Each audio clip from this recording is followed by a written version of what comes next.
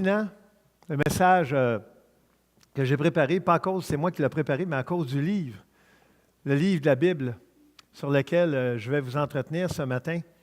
C'est un des premiers livres que j'ai lus lorsque j'étais jeune croyant. Ça, c'est un peu là, l'endroit où on est rendu. Donc, l'Ancien Testament, si on le sépare en 4 sections, on commence les livres poétiques. Donc, il y a quelques livres seulement, de Job à Cantique des Cantiques. C'est des livres vraiment intéressants. Ils sont tous intéressants. C'est juste que là, on tombe vraiment dans une autre catégorie de livres. Et le livre de Job, c'est vraiment un livre unique. J'aurais le goût de vous dire, ça ressemble à rien.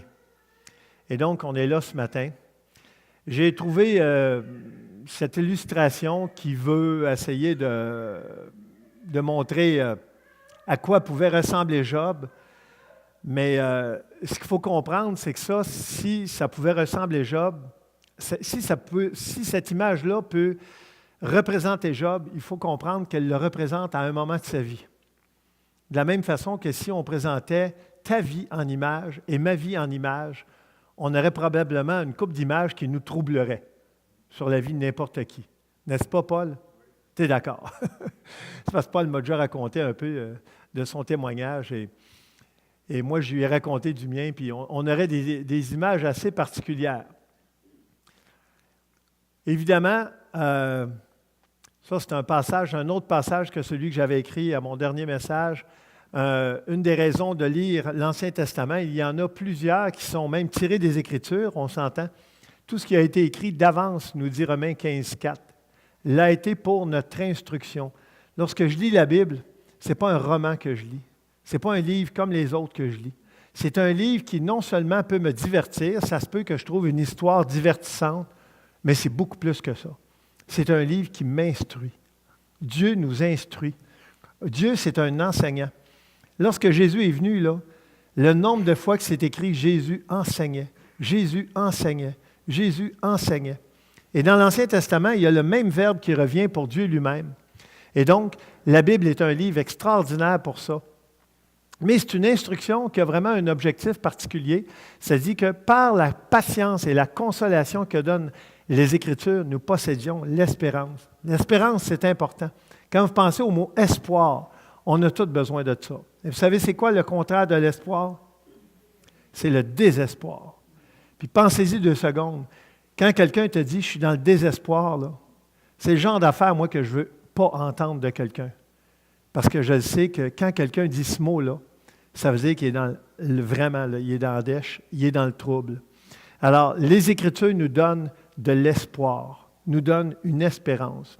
Et ça, c'est quelque chose de très important. Prenons quelques secondes pour lire. Seigneur Dieu, je suis conscient ce matin que le sujet que je vais aborder est beaucoup plus grand que ma personne, Seigneur. Ça me dépasse. Ça me dépasse de présenter ainsi ta parole parce qu'elle est tellement riche, elle est tellement complète, elle est tellement agissante en nous qui croyons. Qui suis-je, Seigneur, pour l'apporter? Alors, par ton Saint-Esprit, ce matin, touche les cœurs de chacun, chacune, ainsi que le mien, afin qu'on puisse, Seigneur, être touchés par toi, que cette instruction nous produise en nous un espoir, une espérance, Seigneur, vivante en toi. C'est en Jésus que je te le demande. Amen. Lorsque je suis venu au Seigneur, Richard, qui m'avait conduit au Seigneur, m'a encouragé à lire l'Évangile de Jean. J'imagine que plusieurs ici, vous avez eu la même exhortation. À un moment donné, il m'a encouragé à lire les psaumes. Et je me souviens qu'un des premiers livres qui m'a encouragé à lire à part de ça, ça a été Job. Il dit, Sylvain, lis l'histoire de Job. Puis, honnêtement, juste trouver Job, c'était déjà un job. Là, tu sais, j'étais là. Je me disais, mais c'est où ce livre-là? Tu sais, c'est pas le premier livre, c'est pas le dernier livre de l'Ancien Testament. Tu sais, il est comme au milieu d'une section. Puis il m'a dit, fie-toi pas à l'ordre qui est placé dans la Bible. Parce que selon ce qu'on en comprend, c'est un livre qui daterait, selon en tout cas les recherches, là, de l'époque des patriarches. Donc, c'est un livre qui serait plus loin dans l'histoire que l'endroit où il est placé dans les Écritures, si on se fie à l'ordre chronologique, donc des livres de l'Ancien Testament. Parce que vous comprenez qu'on a passé toutes les 2 sections de livres de l'Ancien Testament. On arrive dans la section des livres poétiques. Job se retrouve là, le premier de ces livres-là. Donc, il est un peu au milieu de nulle part, mais il y a une grande part dans le message de Dieu. Et quand j'avais lu l'histoire de Job, j'en avais parlé à mon ami après, puis il m'avait dit, tu sais, Sylvain, cette histoire-là, elle existe encore aujourd'hui. Il y a des rencontres dans le ciel dont on ignore la portée, le contenu. Mais Satan, qui est appelé dans la Bible l'adversaire, l'accusateur des frères, il faut le savoir, là, il va encore et encore et encore, tant que la vie va continuer ici-bas, demander la permission à Dieu d'éprouver ses enfants. C'est sa job à temps plein. Il n'a que ça à faire. Et Dieu, dans sa sagesse, encore, va lui permettre d'éprouver. Puis regardez l'histoire, ceux qui la connaissent, jamais Dieu ne s'oppose au fait que Satan veut éprouver Job. Au début du livre, on le voit très bien. Dieu ne s'oppose pas à ça. Mais Dieu pose des limites. Et ça, c'est important à savoir. De la même façon, moi, je travaille dans le milieu de l'éducation. Et vous savez quoi? J'éprouve mes élèves. Vous saviez? Non? En tout cas, vous avez tous passé par l'école. Quand vous avez un test à l'école, vous savez quoi? On appelle ça aussi une épreuve. Peut-être que vous vous en souvenez pas, là, parce que ça fait trop longtemps pour certaines d'entre vous, mais une épreuve, ça dépend. Il y a des fois, ça va, il y a des fois, on n'est pas content. Moi, j'ai déjà dit à mes élèves, puis je le répète de plus en plus, quand je leur dis qu'il y a une évaluation, je ne leur dis pas le mot épreuve, hein, ça pourrait paraître négatif.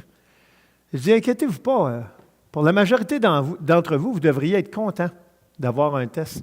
Là, ils me regardent, tu sais. Ben, je leur dis, regarde, si vous êtes prêts à passer le test, si vous êtes prêts, vous devriez être content, parce que ça va démontrer ce que vous avez appris.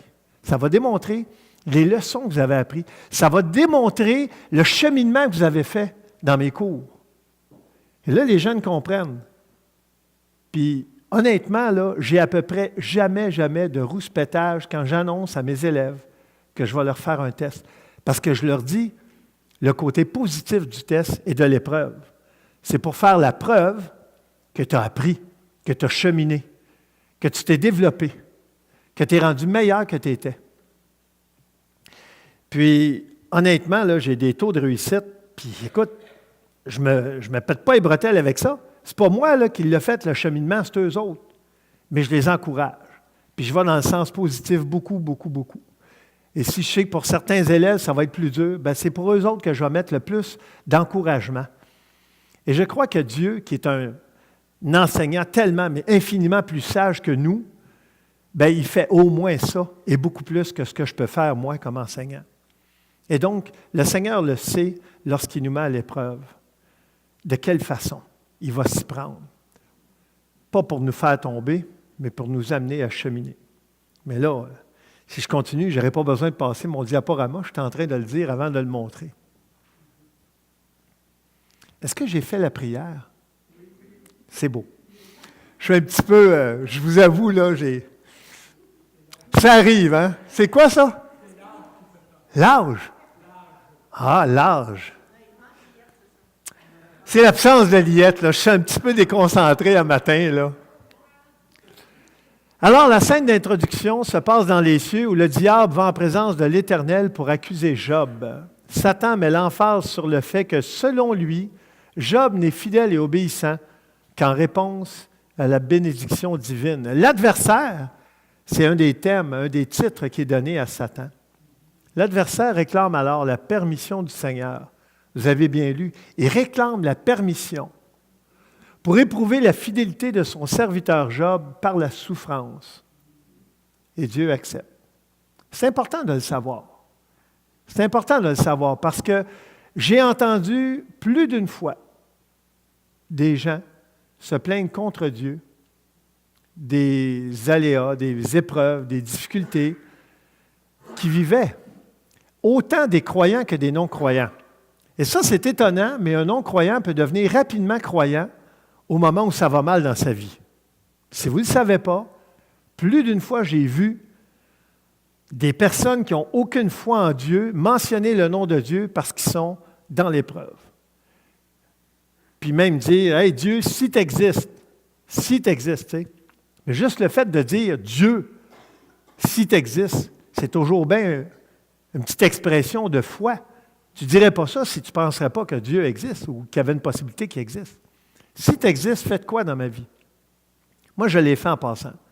Avant ma conversion, vraiment, je me souviens très, très bien l'endroit où j'étais, l'été 84, outre-mer, j'ai fait un appel à Dieu comme ça. Je n'avais pas la foi du tout, du tout. Mais ça a été mon premier pas de foi, si on veut. Parce que j'ai dit, Dieu, si tu existes, là, manifeste-toi, j'ai besoin. Puis honnêtement, là, dans les minutes qui ont suivi, j'avais complètement oublié ce que je venais de dire. Là. Je n'étais plus là. Je l'ai dit à un moment, je l'ai oublié, et je m'en suis rappelé des mois plus tard, quand j'ai fait mon cheminement en lisant les Écritures. Mais là, c'était plus juste un appel comme ça, à travers le vent. C'était quelque chose de fondé. Je savais à qui je m'adressais. Je savais à qui je disais Dieu. Parce que j'avais les Écritures avec moi. L'ennemi de Dieu et de son peuple, c'est nous, sans passant, va alors avoir la possibilité et la liberté de mettre Job à l'épreuve avec certaines limites toutefois. Pourquoi le juste est-il éprouvé? Cette réflexion émanera de Job après avoir été privé de ses proches, de ses possessions et même de sa santé. Pour faire une histoire courte, Job a perdu. Écoutez, Job, c'était un riche incroyable. Un homme qui avait des possessions, un homme qui vivait dans l'opulence. Si on peut imaginer là, quelqu'un qui vit dans l'opulence, il racontait l'autre fois aux nouvelles que, si je ne me trompe pas, l'homme le plus riche actuellement sur la Terre, on parle d'au-dessus de 100 milliards de sa richesse, c'est le propriétaire d'Amazon. Alors, si vous êtes sceptique, acheter sur Amazon, ça profite à quelqu'un, parce que des fois, vous vous dites, c'est bien pas cher. Wow, c'est avantageux pour moi. Il y en a un autre pour qui c'est pas mal plus avantageux. Le propriétaire d'Amazon fait des milliards à chaque année. Et si on pouvait imaginer la vie de Job, c'était un milliardaire de son époque. Il avait un cheptel, autrement dit des animaux, une quantité incroyable d'animaux. Il avait des bâtiments, il avait une richesse enviable pour les gens de son entourage. Il avait plusieurs enfants et tout allait bien pour lui. C'est un homme qui était vraiment là.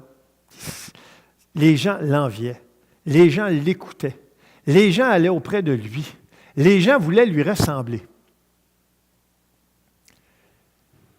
Mais quand Satan s'est acharné sur lui, ça a commencé par ses proches, ses possessions. Et après ça, et je vous épargne les détails parce que ça vaut la peine que vous le lisiez. C'est un sommaire que je fais. Et à un moment donné, Satan est même revenu une deuxième fois devant Dieu. Puis là, il lui a dit, peau pour peau. Hein? Touche sa santé, puis là, Job va te renier Dieu. C'est ce que Satan a dit à Dieu. Et Dieu lui a permis, dans cette deuxième étape-là, de toucher la santé de Job, en lui disant clairement, n'enlève pas sa vie. Dieu y a mis des limites. Et en passant, si Dieu ne faisait pas ça aujourd'hui, est-ce que je serais encore vivant? Est-ce que vous seriez encore vivant? Si Dieu n'était pas au ciel pour régner sur cet univers, où serait-on? Quiconque parmi nous. Je ne pense pas qu'il y a personne d'assez vertueux autour de nous qui mériterait la vie. Personne. C'est ce que les Écritures nous déclarent. Il n'y a pas de juste, pas même un seul. Tous sont égarés, tous sont pervertis, nous dit l'Épître aux Romains, et on le voit d'un couvert à l'autre des Écritures. On le voit autour de nous et on le voit en nous. Donc, dans ce livre, on voit clairement l'œuvre destructrice du diable qui, toutefois, n'inflige à un homme, à une femme, que les épreuves qu'il peut surmonter. Et ça, c'est évidemment géré par Dieu. D'entrée de jeu, nous voyons que Satan doit obtenir la permission du Seigneur avant de frapper un homme de diverses tribulations dans sa vie, incluant ses possessions et même sa famille. Il est clair ici que notre Créateur restreint l'action maléfique de son adversaire, qui est aussi le nôtre, à ce que nous pouvons surmonter, même si la souffrance va nous affecter parfois fortement et pour un temps indéterminé, mais contrôlé. Contrôlé. Et regardez dans les Écritures, ça ne fait pas partie de mes notes. Récemment, je passais à travers l'histoire de Joseph dans ma lecture. Joseph, dans l'Ancien Testament. Joseph, ses frères voulaient le tuer. Finalement, ils lui ont épargné la mort. Ils l'ont vendu comme esclave. Et Joseph, après ça, s'est retrouvé dans un bel environnement de vie, chez Potiphar, à pouvoir mettre ses dons au service des autres, avoir une bonne job, jusqu'à ce qu'il se retrouve en prison à cause d'une injustice. Et là, il s'est retrouvé en prison pendant des années, pas des semaines, pas des mois. Et quand vous regardez des prisons d'aujourd'hui, écoute, dernièrement, ils montraient une prison où le narcotrafiquant, là, El Chapo, là, en tout cas, qui a passé en procès aux États-Unis, là, il montrait la prison, probablement où il irait aux États-Unis, et il l'appelle l'Alcatraz des Rocheuses. Et il montrait là, des images de cette prison-là, puis sérieusement, là, certaines pièces chez vous et chez nous sont moins belles que ça. Puis c'est considéré une des prisons à sécurité maximum parmi les plus efficaces au monde. Genre, possibilité d'évasion 0, 0, 0. Pourquoi je vous parle de ça? Parce que les prisons du temps de Joseph, c'était autrement plus dur, c'était autrement plus insalubre. Et Joseph a vécu pendant des années là-dedans. Et Dieu l'avait toujours en mémoire. Il savait très bien qu'il y avait un plan pour lui. Pourquoi? Parce que cette souffrance-là, cette épreuve-là était contrôlée. Dieu savait que Joseph était capable de passer à travers cette épreuve-là. Également, on voit de façon évidente qu'on ne peut pas toujours savoir le pourquoi de l'épreuve qui sévit dans ce monde, tout comme dans notre existence. En son temps, les justes et les injustes recevront selon leur dû. Vous avez bien remarqué que j'ai écrit les justes et les injustes. Et il n'y a pas toujours une corrélation entre les épreuves qu'on subit et de mauvais choix de vie que nous ferions au quotidien.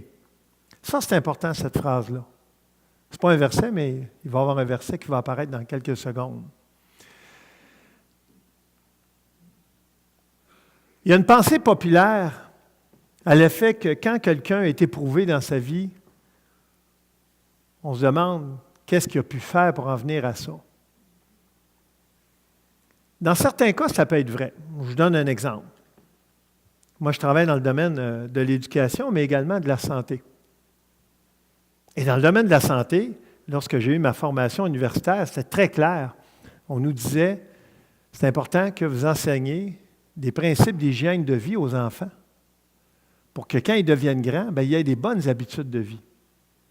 Et ce n'est pas moi qui le dis, c'est des milliers de spécialistes à travers des études qui démontrent que des mauvais choix au niveau de l'hygiène de vie, puis là, quand je vous parle d'hygiène de vie, c'est vaste. C'est très vaste.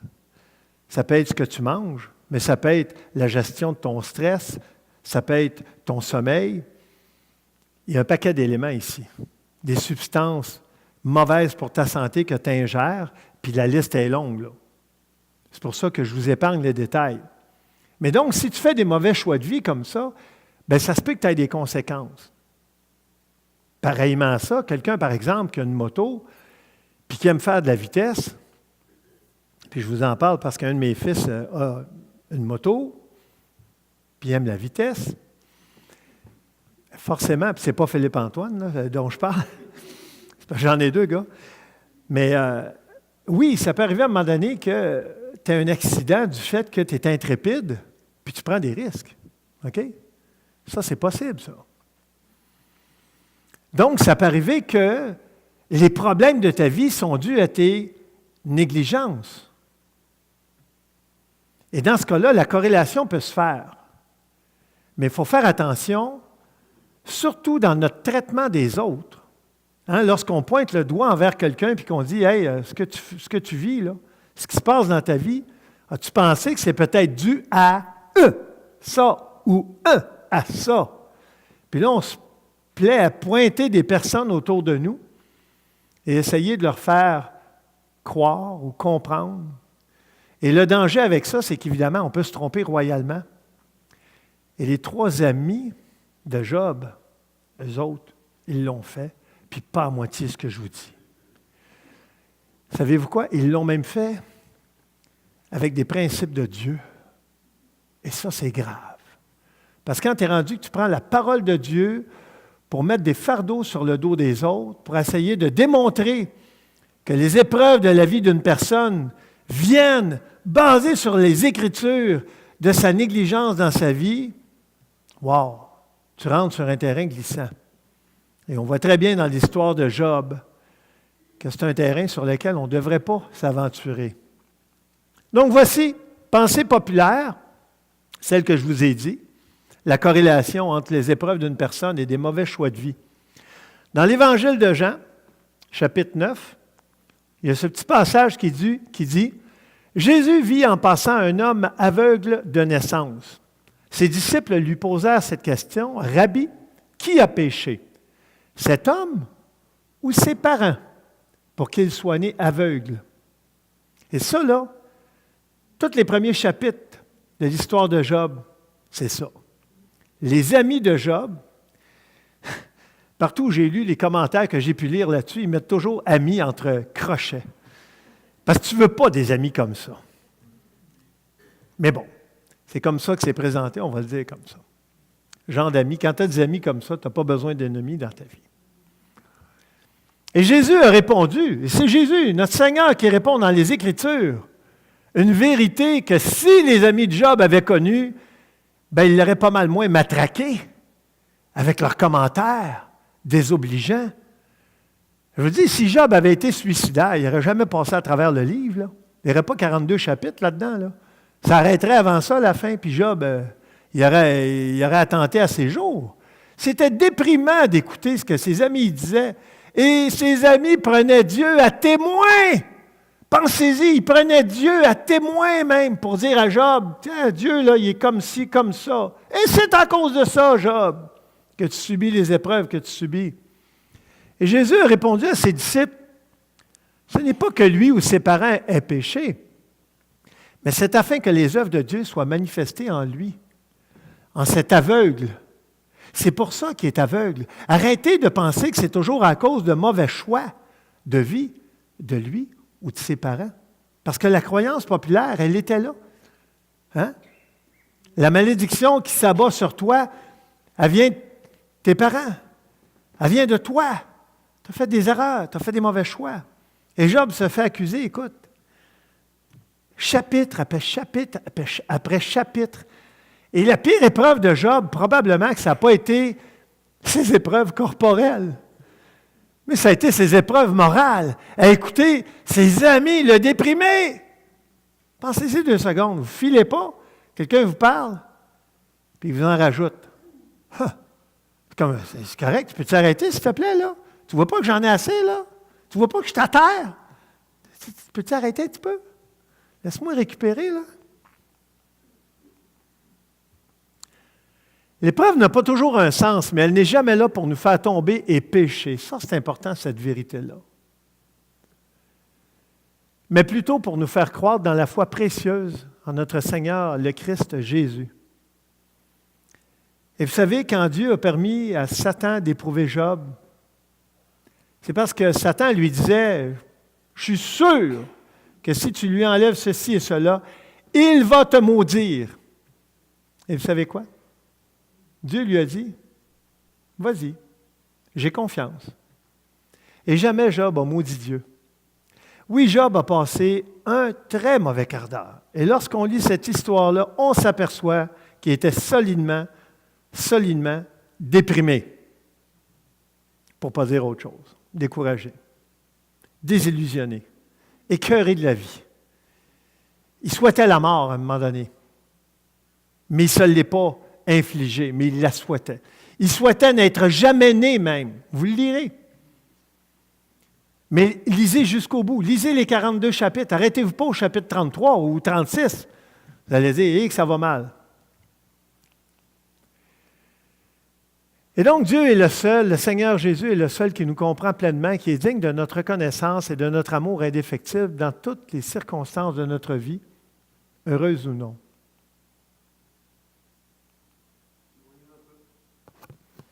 C'est bon? Ça va? Merci de me le dire. C'est parce que je ne m'entends pas. Les 3 amis de Job connaissent et expriment plusieurs vérités sur Dieu. C'est ce que je vous disais tout à l'heure. Même en parlant de Dieu, on peut royalement faire du mal à quelqu'un. Il faut vraiment être prudent. Oui, mais la Bible a dit ça! Ah ouais? Est-ce qu'on est dans le contexte? Est-ce qu'on l'est dans le contexte lorsqu'on le dit, là? Tu sais? C'est pour ça que connaître la parole, c'est une chose.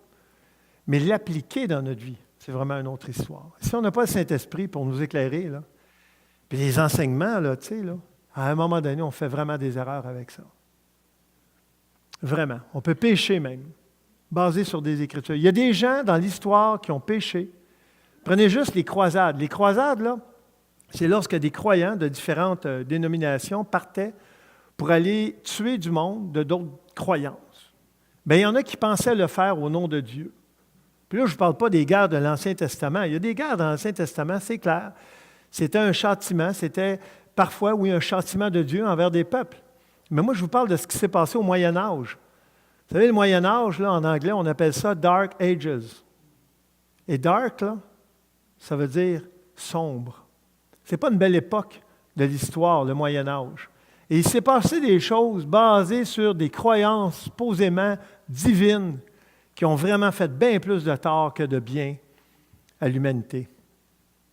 Hélas, ces connaissances-là étaient citées hors contexte et mal appliquées. Ce n'est pas tout de connaître la parole de Dieu, aussi impressionnant que ce soit. Tu peux connaître bien la parole, tu peux citer des versets par cœur. C'est génial. Mais l'application va être encore plus importante que la connaissance. Il faut la connaître dans son contexte, l'appliquer de façon sage avec l'assistance du Saint-Esprit et non pas avec la chair. Sinon, on va faire plus de ravages. Quelques versets clés du livre de Job. Il y avait dans le pays d'Ut un homme qui s'appelait Job et cet homme était intègre et droit. Il craignait Dieu et se détournait du mal. Et en passant, là, c'est intéressant dans le livre de Job parce qu'on voit dès le départ que c'est Dieu qui souligne à quel point Job est vertueux. Ce n'est pas Job qui se vante au début du livre, là, du tout. C'est Dieu qui dit devant Satan, « Regarde mon serviteur Job. » Il n'y en a pas d'autre comme lui. Wow! C'est quelque chose. Donc, on voit d'emblée, là, d'entrée de jeu, on voit que le témoignage que Job reçoit, ce n'est pas de lui-même. C'est Dieu qui est fier de lui. Et on peut se poser la question si Dieu est capable de le dire de nous. Parce que ce qui s'est passé dans l'histoire de Job, comme je vous ai dit, selon moi, ça s'est passé à plusieurs reprises dans l'histoire et ça va encore se passer tant qu'on va être ici-bas. Et tant que Satan va être vivant et qu'il va vouloir encore nous faire tomber, encore nous accuser, c'est l'adversaire de Dieu et c'est notre adversaire. Et si vous croyez que Satan n'existe pas, qui que vous soyez ce matin, vous savez quoi? Vous êtes une cible facile pour lui. Parce que quand tu embarques dans un ring de boxe puis tu ne vois pas l'autre boxeur, tu vas manger toute qu'une go. Il faut que tu le vois, l'adversaire. Si tu ne le vois pas, embarque pas dans le ring. Mais la réalité de la vie, c'est que tout le monde passe par le ring de boxe. On ne sait pas quand. Hein? On ne sait pas quand. C'est pour ça, si tu commences ta journée le matin et tu dis « Ah, je ne lirai pas les Écritures un matin, ça va bien. » Puis tu fais ça le lendemain, puis le surlendemain, puis le surlendemain, puis tu dis « Ah, ça va bien dans ma vie, je me sens bien, je me sens fort dans le Seigneur. » Mais tu ne te nourris pas de la parole de Dieu. À un moment donné, arrive l'épreuve, puis tu n'as pas les ressources, puis tu tombes. Et c'est la même chose pour moi que pour toi, là. On est faible devant l'ennemi si on n'est pas armé des armes de Dieu. Et l'image que je vous montre là, c'est la seule image dans dans mon montage que j'ai mis où on voit l'opulence de Job. Alors évidemment, il n'y a pas un château, là, mais on voit qu'il y a des animaux, en tout cas dans l'image là, qu'on voit. On la voit quand même assez bien. En tout cas, je pense que le canon fait vraiment bien son travail. On voit qu'il y a beaucoup de possessions. Il était vraiment dans l'opulence, cet homme-là. Et déjà, tout de suite, au chapitre 1, toujours, au verset 21, après les premières épreuves, Job réagit de la façon suivante lorsqu'il voit qu'il a perdu ses possessions, lorsqu'il voit qu'il a perdu ses propres enfants. À cette première épreuve qui est déjà là, solide, là, mais vraiment solide, il va répondre « Je suis sorti nu du sein de ma mère et nu je retournerai dans le sein de la terre. L'Éternel a donné, l'Éternel a ôté, que le nom de l'Éternel soit béni. » Et ça, c'est une grande leçon pour nous. Je me souviens d'avoir entendu une croyante de la région de l'Estrie me partager ça après qu'elle a perdu un de ses fils. Perdre un enfant, là, c'est quelque chose. Et j'avais entendu son histoire par d'autres, puis le jour où je l'ai rencontré, j'ai dit « Ah, je pense que j'avais entendu. On m'avait parlé de votre histoire. » Puis là, elle m'avait rappelé cette histoire-là, où dans un tragique accident de route, elle a perdu un enfant. Et elle a réalisé qu'elle a perdu son enfant dans l'accident, pas des heures plus tard, là, dans l'accident même. Elle a vu son enfant dans l'auto, décédé. Et elle était très amochée, mais elle était assez consciente pour réaliser que son enfant venait de décéder. Et c'est une femme de Dieu. C'est une femme qui était au Seigneur, c'est une femme qui avait accepté le Seigneur. Et c'est un couple qui marchait dans le Seigneur. C'est un couple qui allait à l'Église fidèlement, qui lisait les Écritures, qui voulait faire la volonté de Dieu. Oui, ça arrive. On le souhaite à personne. Mais quand ça arrive, si je ne suis pas prêt, si tu n'es pas prêt, comment on va réagir? C'est pas facile de réagir positivement dans une épreuve. Ce n'est pas facile, là. Moi, je me souviens d'avoir vu ma mère qui venait juste d'accepter le Seigneur, là. Juste, là. Et mon père est décédé. C'est l'homme de sa vie. C'était l'homme de sa vie. Ce n'est pas l'époque où une femme avait plusieurs hommes, là. Elle avait eu un homme dans sa vie, c'était mon père. Et mon père décède. Du jour au lendemain. Pas après des années de maladie, là. Il est décédé du jour au lendemain. La veille, elle soupait avec lui. Il est allé prendre sa marche. Le lendemain, il décède. Puis moi, je vois ma mère et j'y partage les Écritures parce qu'elle avait accepté le Seigneur. Puis elle a été encouragée par les Écritures. Et ses propres sœurs lui disaient, « Comment tu fais? Comment tu fais pour être sereine comme ça? Ton mari est décédé! » Et ma mère partageait à ses sœurs l'espérance de l'Évangile qu'elle avait face au décès de mon père. Wow! Moi, je capotais. J'étais jeune croyant, puis je voyais ma mère qui était bébé dans le Seigneur, mais qui appuyait déjà sa foi sur les passages des Écritures pour passer à travers une épreuve. Et ça a été comme ça durant tout le temps du décès. Il y a eu le service, il y a eu les semaines qui ont suivi après, parce que l'espérance, on l'a vu tout à l'heure, l'espérance que donnent les Écritures, ma mère l'avait dans son cœur. Et c'est pour ça qu'elle a passé à travers cette épreuve-là, comme elle a passé à travers. C'était formidable pour moi, jeune croyant, de voir un bébé dans le Seigneur, mais qui était ma mère, la femme qui m'avait élevé, mettre en pratique ces principes-là pour passer à travers une épreuve dans sa vie. Que le nom de l'Éternel soit béni. Job 19, 25, ça c'est en plein milieu du livre. À travers ces épreuves, Job est dans la dèche, Job est dans l'épreuve, ça fait mal, ça dure depuis longtemps. Ses amis, ce n'est pas des amis, ils lui font du mal par les paroles décourageantes qu'ils lui présentent constamment.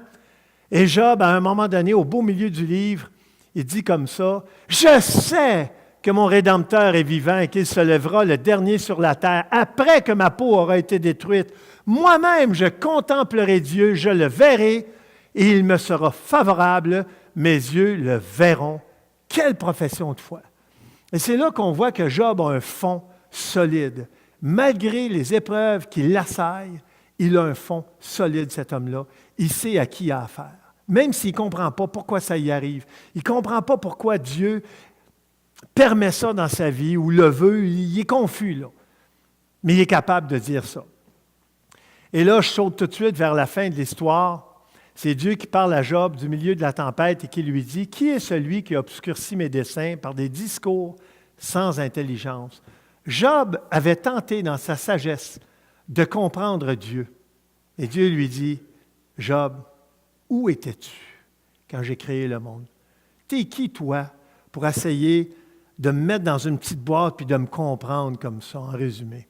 Saint et rein comme un vaillant homme, je t'instruirai, je t'interrogerai et tu m'instruiras. » Et la réponse de Job, là, on voit la photo, là, Job était pas mal plus démuni, n'est-ce pas? Et la réponse de Job, « Mon oreille avait entendu parler de toi, maintenant mon œil t'a vu. C'est pourquoi je me condamne, je me repens sur la poussière et sur la cendre. » Job réalise à la fin de cette histoire-là qu'il n'est rien, que Dieu est tout et qu'il n'a qu'à lui faire confiance parce que Job voulait comprendre le pourquoi des choses. Est-ce que Dieu a toujours à nous donner le pourquoi des choses? Est-ce que vous avez déjà dit à un enfant, par exemple, pensez-y, là, moi je suis parent, je suis enseignant également. Combien de fois j'ai dit à un enfant, que ce soit mes enfants ou les enfants avec qui je travaille, je leur dis une information et l'enfant me répond « Pourquoi? » Je dis une information et l'enfant répond « Pourquoi? Hein? Pourquoi? » Est-ce que, comme parent, tu as toujours à répondre à ça? Tu sais, tu as un enfant de 2 ans, là, 3 ans, là, qui te dit « Pourquoi? » Si tu prends toujours le temps d'expliquer le pourquoi des choses, là, hein, puis tu te remets en question, à un moment donné, là, tu n'en viendras plus à bout. Là. À un moment donné, garde, comme enseignant ou comme parent, tu dis non, c'est comme ça. Et je n'ai pas de raison à te donner. Mais imaginez Dieu, si nous, on est capable de dire ça à des humains, qui est tout à fait correct, là, à un moment donné, c'est toi l'autorité parentale, bien, tu le fais. Hein? Imaginez Dieu. Est-ce que Dieu a des comptes à rendre à sa créature, toujours, tout le temps? Expliquer le pourquoi des choses. Et c'est exactement ce qui arrive dans le livre. À un moment donné, Job comprend qu'il ne comprendra pas. Il comprend qu'il ne comprendra pas le fond de l'histoire parce que Dieu n'a pas à lui expliquer. Et nous, on connaît le fond de l'histoire parce qu'on a son livre, Job. Et on connaît ce qui s'était passé au début, que Job ne savait pas, lui. Il ne savait pas la discussion qu'il y avait eue au début du livre là, entre Dieu et Satan. 7 leçons du livre de Job. L'Éternel sait toutes choses. Lorsqu'on est frappé par une tragédie ou persécuté, on peut être certain que Dieu est au courant. Il faut garder cela à l'esprit pour contrecarrer le sentiment de solitude et d'isolement qui souvent nous assaille en de telles circonstances. Et ce passage des Écritures, 1 Samuel 2, nous dit « L'Éternel est un Dieu qui sait tout. Et s'il sait tout, puis il prend soin de moi, puis il est mon Papa céleste, est-ce que je peux lui faire confiance? Est-ce que je peux lui faire confiance? Absolument.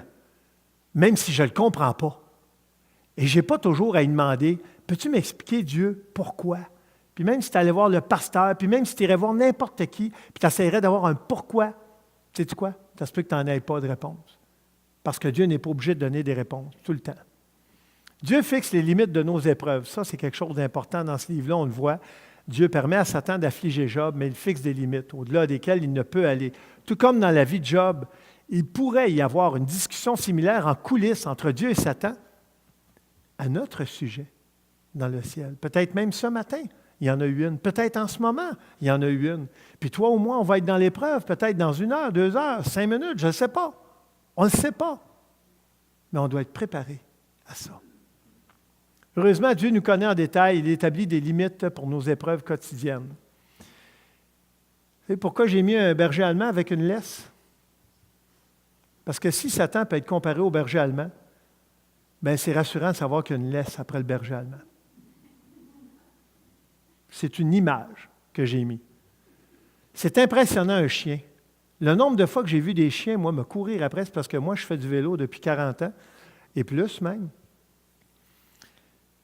À chaque été, là, je commence ma saison et je le sais que durant cet été-là, c'est arrivé encore l'été passé, il y a des chiens qui vont me courir après. Puis ce n'est pas des petits chiens, des fois, je vous le dis, là. Sur pattes, ils sont aussi hauts que moi parfois. Et je le sais que parfois, ce n'est pas par ma vitesse que je vais les battre. Ça me prend des stratégies parce que ça ne marche pas. Là. Je ne peux pas. Puis j'ai vécu des moments très traumatisants.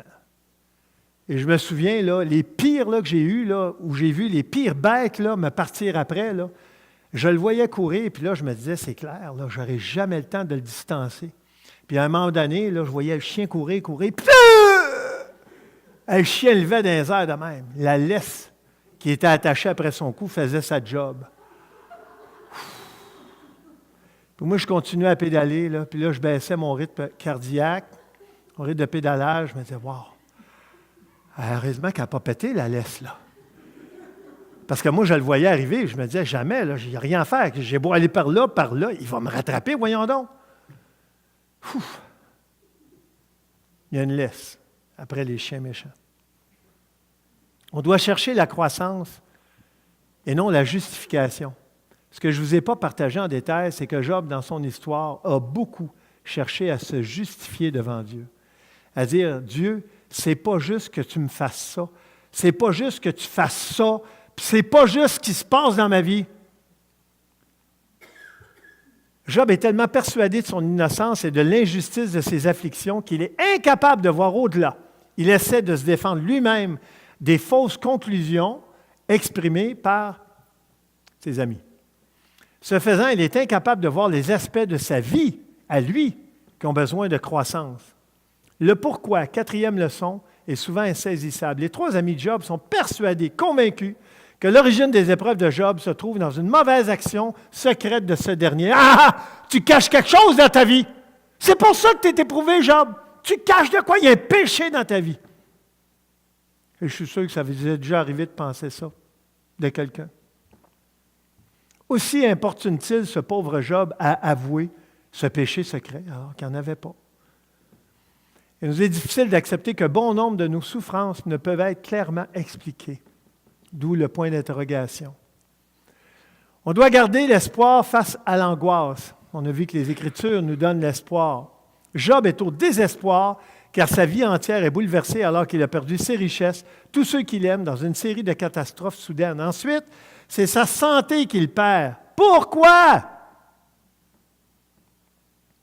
Et pourtant, du fond de sa perplexité et de son désespoir, il fait l'une des plus belles professions de foi de la Bible. C'est le passage que je vous ai montré tout à l'heure dans Job 19. « Je sais que mon Rédempteur est vivant. » Il dit ça en plein milieu de sa période d'épreuve et d'affliction. Une profession de foi. Malgré le désespoir qui l'assaille, il sait qu'un jour, il va être en présence de Dieu, ressuscité, dans un nouveau corps. Sixième leçon, à la fin, Dieu rétribuera le bon et le méchant. Après cette terrible période d'épreuve, le Seigneur couvre Job de bénédictions. Ça, c'est l'histoire qui se termine comme ça dans Job 42. Le double de tout ce qu'il avait possédé auparavant. Et ça montre que Dieu est juste. En son temps, il sait bénir quand c'est le temps. Pendant les dernières années de sa vie, et Job vivra encore 140 ans. Dans son épreuve, là, Job, il était sûr qu'il allait mourir là. Il dit, moi, c'est terminé, là. C'est fini ma vie. Dieu lui a donné encore 140 ans après cette période d'épreuve-là. Et j'ai mis la même image qu'au début, la même opulence. Mais écoute, c'est encore plus. Il y en a eu encore plus. Dieu lui a même redonné des enfants. 7 garçons et 3 filles. Et la Bible dit que c'était les plus belles femmes du pays, ces filles. On sort d'une épreuve lorsqu'on a appris les leçons de Dieu. Job était un homme exemplaire, mais il avait un grand défaut, un particulier, car à ses propres yeux, il était juste. Et ça, la Bible le définit comme de l'orgueil. Il est devenu un homme plus humble et plus compatissant grâce à l'épreuve qu'il a traversée. Et ça, c'est ce qu'il faut saisir dans l'histoire. Ça finit bien, mais ça finit doublement bien. Parce qu'au-delà de ces bénédictions, il y a ce cœur-là transformé dans cette épreuve-là. L'apprentissage des leçons de Dieu est la clé de l'émergence hors de l'obscurité des épreuves de notre vie.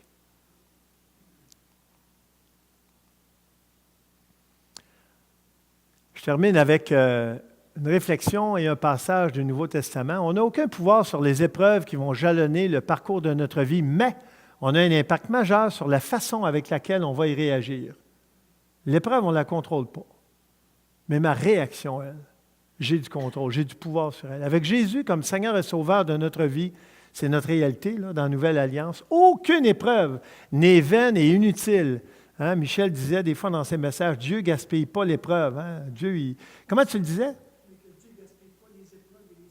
Exactement. Puis je me souviens de l'avoir entendu souvent. Puis écoute, j'y repensais, là, cette phrase-là, quand je préparais le livre, parce que c'est carrément ça, là, l'histoire de Job. Et de plus, la victoire ultime est assurée pour toujours en lui. 2 passages des Écritures. On sait en notre traduction sommaire que Dieu fait concourir toutes choses pour le bien de ceux qui l'aiment et de ceux qui ont été appelés conformément au plan divin. Il est là et il veille sur nous. Et le dernier passage, 1 Corinthiens 10, 13. Aucune épreuve. Le mot tentation est utilisé dans les traductions ou épreuve. C'est 2 mots qui peuvent être utilisés, interchangés. Aucune épreuve ne vous est survenue qui n'ait été humaine. Dieu est digne de confiance.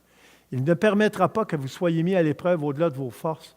Même si tu as l'impression que la montagne que tu montes, tu n'es pas capable de la monter, si Dieu la met devant toi, c'est parce que tu as la capacité de la monter. Sinon, il ne la mettrait pas devant toi ni devant moi. Il ne permettrait pas que vous soyez mis à l'épreuve au-delà de vos forces, mais, avec l'épreuve, il ménagera aussi une issue pour que vous puissiez la supporter. Prions. Seigneur, cette histoire de Job est fascinante parce que, wow, il y a beaucoup de leçons dans ce livre-là, Seigneur.